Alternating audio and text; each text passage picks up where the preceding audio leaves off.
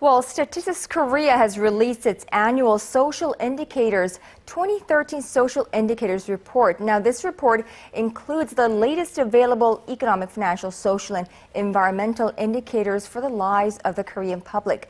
And there are some interesting points of note, and for a closer look, we are joined live in the studio by Dr. Byoung-joo, the head of KL&P Consulting, and of course, our regular commentator on this program.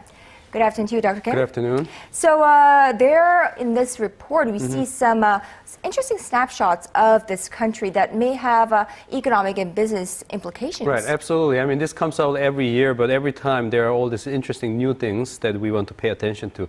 And let's start with IT business here. There's a new statistics about how many people are actually using mobile phones. And this is not new. What's interesting here is Korea is a country that has 50 million people. So obviously what you see right there, the number total, it's over 50 million. What that means is probably in my calculation, 1 out of 10 people have an extra phone. So 2 mobile phones. Right. So we have mobile phones that exceeds our population number here. Even babies counted, we have more mobile phones. And as you can see, the blue part, smartphones, they continue to increase. And the magnitude of increase is pretty big within a year. And at the same time, of course, the non-mobile, non-smartphones, their number have decreased. But in total, we have more mobile phones being used. Right. I mean, that's not a surprise to me. I see, everyone. Exceeding population? Right. Well, exceeding population even, because I see people with, a number of smartphones, with 2 phones, using them both simultaneously even. Right. Now, one surprise we found was that the ratio of high school students entering college is dropping. Now, that's a surprise for me, because we all know the kind of the education fever that runs along the Korean parents. Right, exactly. For other country, like a number of students entering college dropping would be a bad news. But for Korea, this I think is a good news, because we've been pointing out the number of the students going to college is just too many. And let's bring up the numbers here. And finally, in a very twisted case, the dropping numbers there is a good news, meaning that students are having more choice. What you notice here is a male and female. The drop in the total, I think, has a lot to do with the relatively speaking, rapid drop in the male student population entering college.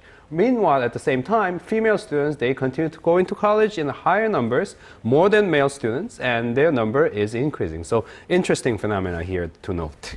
Well, definitely changing dynamics amongst the female population here in Korea. Now, another one is reflected in the statistics on public health for women in Korea. Right, not only education, but also public health. Let's bring up very interesting numbers. I wanted to have this one showing more dramatic effect here, but they look about the same, but pay close attention to this. Smokers, for instance.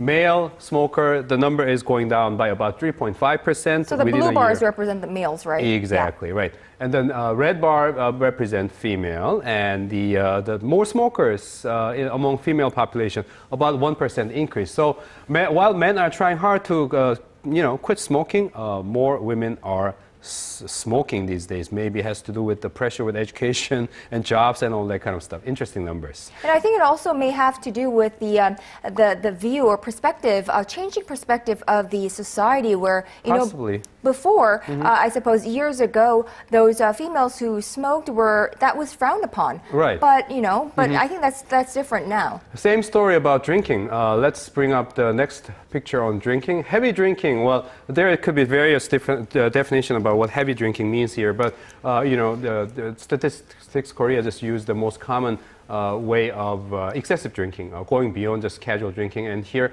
once again, fewer male are, well, of course, with that 25% is still very high, of course, among male population. But the trend is we have declining trend, but among females, we have increasing trend. So as you pointed out, this is the overall very interesting changing dynamics for female population here. Well, not necessarily very healthy trend, but it is the trend these days. Right. There are also signs that more Koreans are focusing on themselves, perhaps turning more self-centered in a good way, right? Right. The thing is, the good and bad news combined together. Let's bring bring up next graph here, and the thing is, we have just learned Koreans are giving less to other people, and this is a little bit of a disappointing trend. Cash donation from a year ago until last year, we saw a decrease here. But at the same time, as you mentioned, cultural activities for individuals. These are the percentage of individuals who are telling us that they are enjoying cultural activities. So, as you said, more focus upon ourselves. That's what we notice. Right, but giving less, that is not exactly a good thing, and I suppose with the rapid or with the gradual economic growth, we should be giving more. Yeah, that's what I was expecting. Right. I mean, that's something that we should look into in terms of the psychology behind that. Right. Now, just a shallow observation may say the Koreans are turning selfish. Well, we'll have to wait and see what that means. In terms of such activities, cultural activities, we find that the reason why Korea's movie industry is on an ever-growing trend. Right, exactly. Very interesting number. Let's bring it up on the screen here. And there is a reason why we have Avengers 2 being filmed here in Seoul. Last year we had 200 million tickets sold here in Korea movies. As I mentioned before, we have a population of 50 million. So 200 million means every person saw at least 4 movies each. So that's a lot of number, and per capita, that's #1 in the world. In terms in terms of number of the total amount, 200 million, that's like a number 5 or number 4 in the world, but per capita, Korea is the largest. So indeed, it shows 85%, 86% of people are saying they're actively watching movies as a time to spend their leisure time, and there are other entries, but very interesting number. Right, and I suppose that has something to do with the advanced facilities here in Korean theaters. Right. Compared a very to strong Korean movie industry too. Right. That is correct. The local homegrown movies are on the rise as well. But not only that, but the facilities of the theaters compared to others in the world, I think is outstanding. I agree, definitely. Now, and Koreans are not just watching more movies, but they're traveling more overseas for vacations, right? Right. Last graph to bring on to the screen here.